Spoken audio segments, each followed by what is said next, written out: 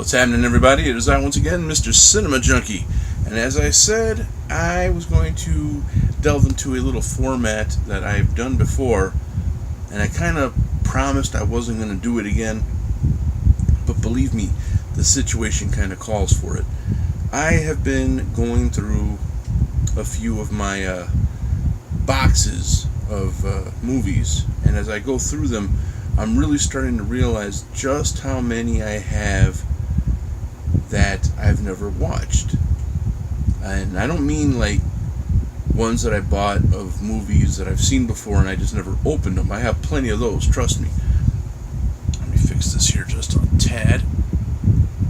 There we go.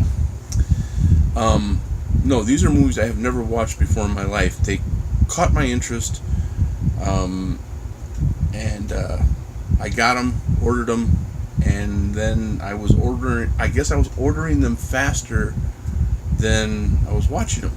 You know, it's like, hey, this movie looks really good, and then I'd get it, and then I'd say, I'll watch it later, put it up on my shelf, and then I'd never go back to it. I don't know what my problem was. I don't know why I did that, but and if you hear any like little noises, little background noises and stuff, please forgive it. I'm done trying to fight the powers that be. So this is what it is. What else do we got in this frame here? All right. So yeah, I was knocking out these movies, and I said, oh yeah, I'll review this one. I'll review this one. And then I thought, hey, wait a minute. How about I just review them all? Remember the Stack Attacks? That's right. This would officially be Stack Attack number 4, or Stack Attack number 1 for the new year. It's been a while since I've done one. But I have 15 titles here.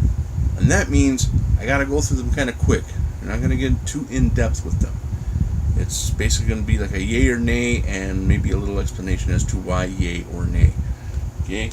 In no particular order of watching them, let's start with Don't Kill It. It's a Dolph Lundgren movie, and I got to tell you, as far as Dolph Lundgren movies goes, this is the most fun I've ever had watching one of his movies. I enjoyed this one immensely. Had a lot of like fun, kind of over the top silliness, you know. Picture like a Bruce Campbell kind of character, but a little more low key. Lots of gore, and it has a small comical element to it, but I really liked it. It's about a demon hunter, and the demon goes from body to body, but it possesses the body of the person who kills the body it's in. Like, if you're possessed by this demon and I kill you, it'll possess me, and then whoever kills me, it'll possess them. So he has to like go after it that way and hunt it down without killing the person.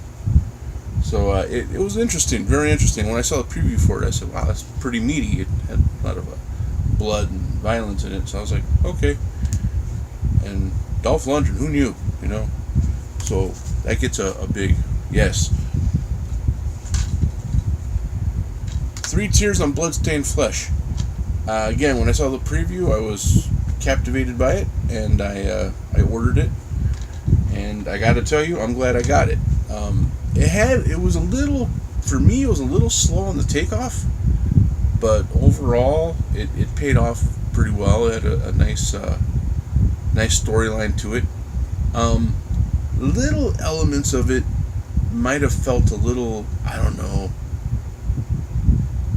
for lack of a better word, generic. Okay, like the mask that the killer was wearing seemed kind of like, you know, yeah, just grab a mask, any mask will do.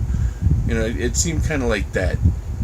But that's a little tiny, minute thing that I'm not really hung up on. It's this guy's daughter, I believe it was his daughter, or his niece. No, I don't remember. But anyway, she's murdered, and he's going to find out who killed her and why. And it has a lot of like cult elements to it, and I don't know if I would go so far as to say it's like Giallo-esque. Maybe that's a little too much, but I dug it. I liked it a lot. I spit on your corpse, I piss on your grave. This is done by the guy who did, oh,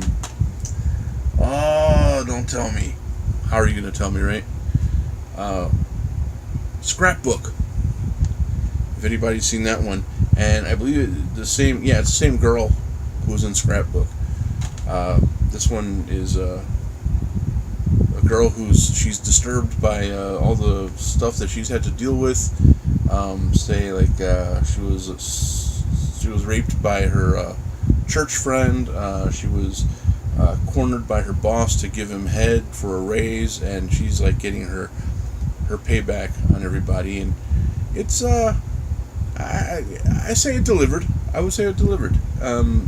With that title, I wasn't expecting a whole lot, but it came through. I thought it was well done. In the same vein as Scrapbook, if you've seen that one, you pretty much know what's going on with all that.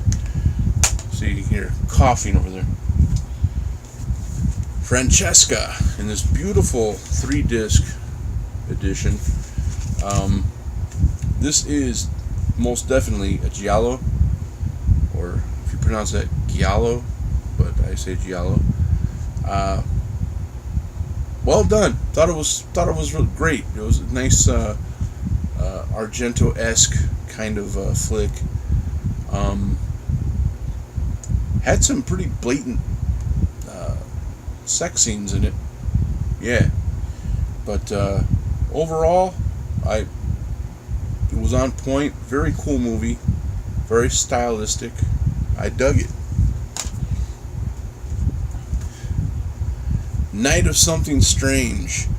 I believe I bought this one. Yeah, it's signed. I bought this one during a crowdfunder, and this one just came through with flying colors, man. It was gross, funny, gory, bloody.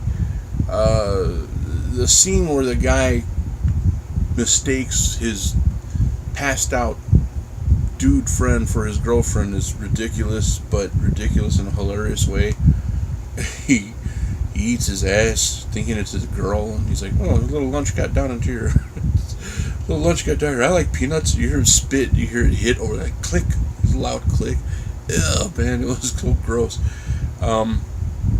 But it's like a radioactive STD that causes people to do all these crazy things. It turns them into like zombies, but sex-starved zombies, I guess. Very over the top. They got a couple more movies coming out soon that I'm looking forward to seeing. This one gets big thumbs up for me. That is Something Strange. Loved it. Cradle Will Fall. When I first heard about this movie, I thought, wow, that sounds crazy. That sounds dark. And I got it. It's about a woman who's going through postpartum depression. She loses her shit and goes after her kids. I won't give away too much about the movie. I don't want to tell you how it ends or any of that stuff, but suffice it to say, it was worth a watch. And I found out later that it's loosely based on the Andrea Yates case. If anybody remembers that, it was a mom who had postpartum depression. She took her kids out. I think she drowned 2 of them, and then the rest of them she took one at a time out into the yard and bashed their heads in with a rock. I know, dark shit. That doesn't happen in this movie. It's loosely based on that. The only real connection is that the lady has postpartum depression, and the lady who plays the mom in here, she is a nut. I mean, really, she was creeping me out big time. Well worth the watch, man. Loved it. Necromance, a love story. I got talked into buying this from the guy who directed it. A DIY production. Necrochaos, I believe is his name. He signed it, and I was taken in by the sales pitch, and he said, "Hey man, if you like necromantic, this is right up your alley." And I dug necromantic, and I'm like, sure, why not? Let's get it. So I ordered it, and I just recently watched it. Like I said, I'm sorry to say it really didn't do it for me. Some of the parts were very loose. Some of it, like the effects were, it looked like he was stabbing the head of one of those dummies they use in like hairstyling school. They have the plastic head with the hair. He holds that, like a baby's head at the girl, and she's like, and you can see it's like the plastic rim. It's very cheesy and very poorly done. Some of the guts look like Jello. When they're stabbing the body, it's very stiff, plastic looking. And I'm not trying to bash the guy's work. I applaud him for putting in the effort and for marketing it himself and pushing it the way he does. He believes in it. There were some scenes in there that were passable, but overall, sorry, it really didn't do it for me. I wasn't that impressed, but I will give him kudos for DIY, do it yourself. He's putting in his work, and he's standing by his product. So I applaud you for that, Necrochaos. But overall, I wasn't really impressed with that movie. One that I've heard making the rounds for years and years and years and years, Subconscious Cruelty. And I got to tell you, man, this thing was like unreal. I've heard it described so many different ways, and the most unique description I've heard of it was somebody said it was slow and pretentious.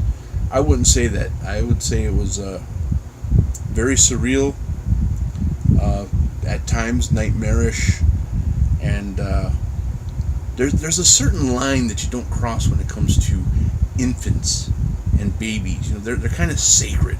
Okay, in Cradle Will Fall, they cross that line. They completely eliminate that line. I'll tell you that much. In Serbian film, okay, you know what I'm saying? This kind of had that element to it, and in itself, who else did it? Oh, the Nanking Massacre.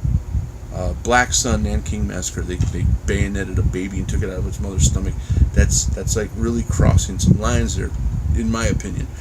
They had a scene like that in here, where they the baby, the innocent baby, doesn't escape, and a lot of the stuff in it was dark and, like I said, nightmarish.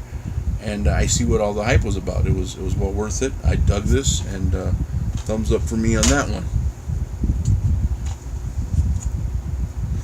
This Hollow Sacrament. Now, when I saw the previews to this one, I was sucked in. I was like, yeah, this looks like my kind of movie. As I watched it, wasn't really getting on board with it like I thought I was going to. It was, how can I say this? First of all, I feel like the editing was done. I'm not a filmmaker, okay, and I know some people say, hey, you never went to school for this, you don't know what you're talking about. And I probably don't, but I know what I like, I know what sets well with me, and I know what doesn't. And the editing on this seemed real choppy.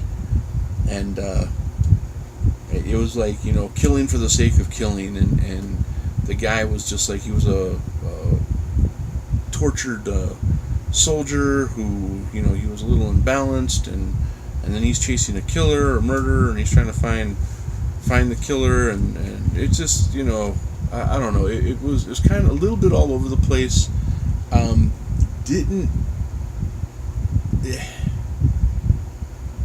I would say, as far as movies that didn't do it for me, this was probably the better of the group, if that counts for anything. Great effort, but I wasn't too blown away by this one. Sorry, but this Hollow Sacrament, give it a check. Look, you got a few more days on the Unearthed sale. I don't remember if I saw that one up there or not, but you get it for crazy low cheap, and check it out, man. You won't be too sorry. Now this one, as far as movies who didn't do it for me, this one's at the bottom of the pile, and I say that with no shame. Okay, this Frankensteins Bloody Nightmare. I wanted to like this one so much. It sounded so so off the deep end. It sounded really cool. They described it as a well, they didn't, but there was a write-up here. It says a 1970s style horror oddity. If by 1970s style you mean bad camera work and bad filters, and it looked like somebody took somebody's Super 8 and it was real grainy, and that's fine and all. That's, I don't really have an issue with that, because I've seen some movies where they use that effect or that filter, or they use an actual like Super 8 or Super 16, and they get that look, But this didn't have it. This was like so digitized and solarized, and the sound was just like, what the hell? And half the time I didn't know what I was looking at. And I'll be completely honest with you, I didn't finish this movie. I think I turned it off after about 20 minutes. That was holding on for dear life. I think I hit the 25-30 minute mark where I was kind of like, that's it, can't do it. So yeah, sorry. This one didn't do it for me either. If you liked it, please, I would love to hear from you and tell me what you loved about it. Maybe I was missing something, I don't know. But like I said, a lot of these movies either grab me or they don't. Okay, and this one was a don't. Another movie I'd heard so much about over the years, and I finally grabbed it about a year or two ago. 555. I don't know if you would say for that or 555. And it was cool because as I watched it, I'm like, it kind of gave me a feel of like it was filmed in Chicago, and I found out later that yeah, it was filmed in Chicago, all over the place, but there was nothing very specific. The only thing that gave it away was the diner they were in, the lunch they ordered, which was a beef and a hot dog. That's a basic Chicago lunch. And in the background I saw what looked like a Blackhawks photo, the hockey team, and sure enough I was right. Shot on video, SOV for those who are in the know. The effects were decent, I mean, the lines were, some of the lines were kind of throwaway. Some of the acting was a bit, it wasn't an Oscar-worthy performance, but that's okay. It was entertaining. It was fun. And the reporter in it, she was like kind of this younger, older girl, if that makes any sense. And I found her to be hot. And she shows a little boobage, and that's cool. I'm with that. I wonder what she's doing these days, because I looked her up on IMDb, and that was the only credit I've seen her acting in was this movie. And I guess the director of this movie, he's no longer with us. But this one came with like a reversible VHS cover. You can get the. This is the DVD cover, okay, and then the VHS cover looks like that. Not too much different, but you can see how it was more slender, more streamlined. And that's the only time I ever saw it was on VHS, but I never watched the damn thing. But this is what I love about being in a cool community like this horror community. It's not just like Freddy Krueger's the best and isn't Jason scary. You get like really in-depth kind of thoughts about movies that you've never heard of before, and this was one of them. And I'm like, people in the know, like the movie Sledgehammer.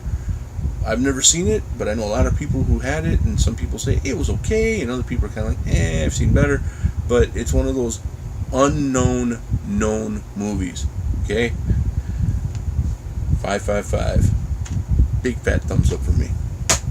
I liked it. I dug it. Madness of Many. Another 3-disc edition. Right off the bat, let me just say, I dug this one. It kind of put me in the mind of like a Lucifer Valentine movie. Not the vomiting and all that crap, but I mean more along the lines of this woman's kind of like she's separating from her body. It's like a journey to hell. It's kind of like a self-awareness thing where she's kind of going through like different stages of purgatory. It seemed like to me. The effects were cool. The movie overall was really, really good. I'm glad I bought it. It was worth it to me. I liked it. I dug it. Come and see. I had heard word about this. It talked about a bleak and very dark World War II era movie. Was it very bleak and very dark? Not really. I've seen bleaker and darker, but it was a well done movie. Excellent flick. Some of it was kind of dreamlike in a way. This kid goes to join like a resistance group to fight the Nazis, and they're just armed with whatever rifles they bring with them. They're not government sanctioned. But it does come to a head, and things get real dirty real fast. And it was a bit unnerving. It would be for most. I've seen, like I said, I've seen a lot worse when it comes to like World War II type movies. But overall, it's a winner. Definite keeper. Another 3-disc edition here. Harakiri. What can I say about Harakiri? This is just, it's a collection of scenes. It's called the Boobs and Blood box set. And it delivers on that. As small and sincere as those titties were, there were tits and there was blood. But there was like, it was just scene after scene of, they're separate scenes. There must be some kind of a harakiri fetish in Japan or something. And each one was just the girl looks at the knife or the sword, she wraps it, she exposes her little boobies, and she cuts her stomach, and she bleeds, and she crawls around and makes a big mess of herself, and then she dies. Next, same thing. Next, same thing. Next, same thing. To be completely honest, and it does cater to some fetishes because like they're dressed. Some of them are dressed differently. One's dressed like a soldier. One's dressed like a nurse. I think one's dressed like a schoolgirl. And why are they committing suicide? Never says. There's not really much of a storyline. It's just a collection of people committing suicide by blade. The closest there comes to a story is when these two female swords people, not swordsmen, I don't want the ERA on my ass, sword persons are coming out of a forest or the woods or something, and they decide that they're going to kill themselves. That's as close to a story. They're being pursued by someone, or the jig is up, so they're going to kill themselves. But it still comes down to the same thing. You get a little nipple action, and then they stab themselves. If I have to be 100% honest, and I'm going to be 100% honest, because if I don't respect myself, who the hell will? This is a movie. This is a collection of short movies that I would have been into a lot more back when I was like 17, during the time of the Faces of Death. Faces of Death craze. I was deep into that for a while around that time, and this is something I probably would have got and shown my friends and be like, "Oh man, oh she got, ooh, look at that, wow, titties, woo, titties," and we were, hormones raging and bloodlust running amok. I'm an old man I'm gonna be 48 next month, and this was not something that I could sit back and go, yes, I see. Very well done. And I'm sure there are people who can. There are people who watch this and they probably appreciate the beauty of it all. They probably appreciate, maybe they do have a fetish where it comes to, bloody suicides. I don't know. I don't know what that will be called. But for me, I dig the effort. This is an older deal. I think it was the late 80s or early 90s. So a lot of these shot on straight to video kind of thing. But overall, overall, it's not something I'd probably watch again anytime soon unless I was in the right company. So that is saying something. I would watch it again, but it would take a certain set of circumstances for me to watch it again. It's not one of those things like, this movie sucked, man, I can't wait to get rid of it. No, it's not like that. The Frankenstein movie, I really, make me an offer.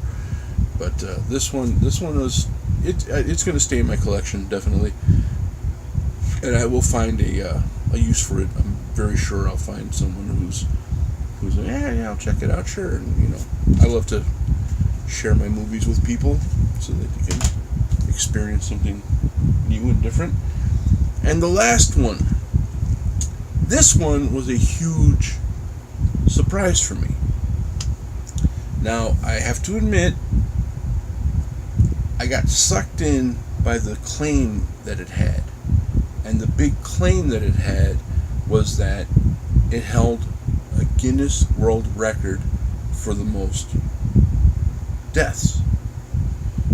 It says right here, Guinness World Records record holder, highest body count in a slasher film, 155. Now, in my mind, I'm thinking, man, they must have just walked through a crowd of people with whatever weapons they're using, slash, hack, maybe one scene where just a whole mass exodus of dead bodies flying everywhere, or maybe a whole team of them like lemmings jumped off a building. I could not understand how so many bodies were on this thing. And then I watched it and I was like, what? And what it is, it was not what I was expecting at all. It's got a lot of animated effects in it, a lot of like digital animated effects. Now, when you hear that, you're probably thinking like CGI. And CGI can get done to death. We've seen it happen. This is not that. The animation in this, the way it was filmed, the way it was shot, reminded me of movies like what was it, Adam Chaplin, kind of that feel to it. I might be using the wrong one, but or Where the Dead Go to Die, City of Rot, that kind of deal. And here's a kitten. So yeah, when you're digitally pasting or putting these images on there, you can put like as many at one time, and it counts as a body count. So yeah, that's how they made such a high body count. And at first I was kind of like, I wasn't expecting that, and then I started like really watching it for what it was, and like some of the stuff was over the top, crazy, like using practical effects for certain kills like that. That says one thing. When you do it this way, when you do it with the digital animation, I guess it's called. I don't even know what that's called. I'm just calling it digital animation for lack of knowing what it's really called. It's like the sky's the limit, okay? But when you watch it, you're watching something that's been tweaked and digitized. You're not going to be fooled into thinking, oh man, that looks so real. No, but there's a charm to it, if that makes sense. There's a certain charm to that. And I just kept watching it, and it was just like madness, just complete and utter madness. Like somebody took a fistful of Adderall and said, I got After Effects and a computer, and I'm gonna just go nuts. And that's what they did. There was one scene in there that I have a serious question about. It's a story about two guys who were burned in a fire, and they would kill people. They would kill, they'd get the revenge or whatever. And I think they were firefighters, but they got caught in a forest fire and they got burned up. Two guys, and they were lovers. Okay,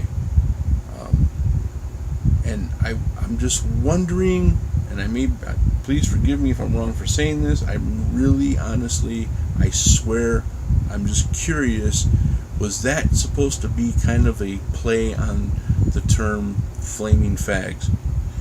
I mean, because that's what came to mind when I saw the two gay guys on fire, and then they become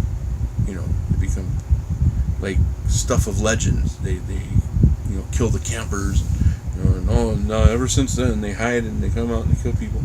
And but I was thinking, like, I see the type of humor that goes on in this movie, and I wouldn't put it past the director to kind of put that little thing in there, and either someone will notice or someone won't. Like, there's one scene where they're showing like crime scene photos, and the date on there is 5/17/70. 5/17/70 is the director's birthday, and 5/17/70 is my birthday, which is pretty cool. 5/17/70, yes. So we share a birthday, right down to the year and the day. And I noticed that, and then in another scene, there's like a drive-in sign, and it has some of his other titles on there, like Terror Tunes. It's the same director who did Terror Tunes, Joe Garcia.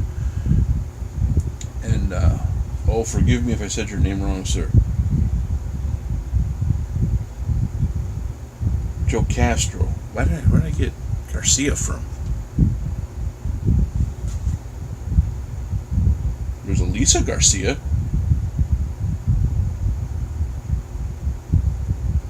Don't I feel like a big bag of assholes?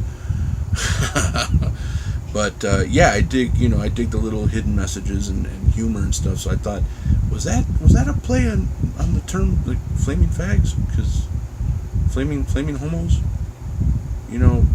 they're gay and they're on fire. It would make sense, a little nudge, wink, wink kind of thing.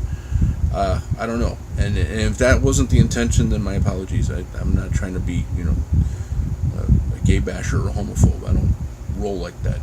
I'm genuinely curious. But the down low on this one, glad I picked it up. It was a lot of fun. You can get away with a lot when you use that kind of digital work. They're putting like complete logs through people's faces and all sorts of like mayhem and nastiness, and it was crazy. It was just completely crazy, over the top. It was like if they took Where the Dead Go to Die and used about 50% of that and then 50% live action and blended them both together. That kind of a feel, where you take the live action and you incorporate the animation, and like Kuso. If anyone's ever seen Kuso, that's what it put me in the mind of. Kuso. Very animated, very strange, and they got away with a lot of over-the-top stuff. Would I recommend it? Hell yeah, I'd recommend it. This was a nice surprise. I was surprised at what I saw. I was surprised that I was like, oh, wait a minute, this isn't what I thought it was going to be at all. But was it good? Yes. Summer of Massacre. Pray for Winter. Winner Best Horror Film, Philadelphia Independent 2011. Winner Best Special Effects Feature, Atlanta Horror 2011. Official Selection, Puerto Rico Horror Film Festival 2011. Nominee Shocker Award, Best Picture, Shockfest 5.0 Film Festival 2011. And of course that Guinness World Record that I was telling you all about. Congratulations! I think that's awesome. And congratulations, Mr. Joe Castro, and please forgive me for saying Joe Garcia. I think I know where I got Joe Garcia from. I have a cousin who has a cousin, Joe Garcia. That's what it is. So there you have it, guys. I hope you enjoyed that. It's been a while since I did that. Those were quick and to the point, and there will be more of those, believe it or not, because as I go through these boxes, I'm digging out more and more videos. How many are we talking about? Well, this is the next stack right here. Quick peek. And there's more of that. I'm telling you, it was a sickness. I was buying them faster than I was watching them. And I I'd get all excited and hyped up to get the video, and I'd get it in my hands. I'm like, yeah, I'll watch it later. I'm gonna go watch The Shawshank Redemption for the 19th time on AMC instead.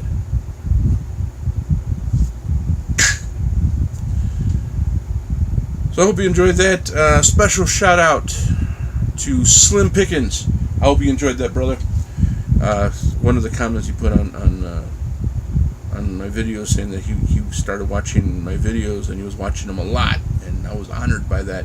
And he said that the Stack Attacks were his favorite. So, in honor of you, sir, the Stack Attack. So that's it for now, guys. Peace. Take care. Let me know what you thought of any of these titles that I brought up, and I'll be back. I promise I will. Not sure when, but I'll be back. See ya.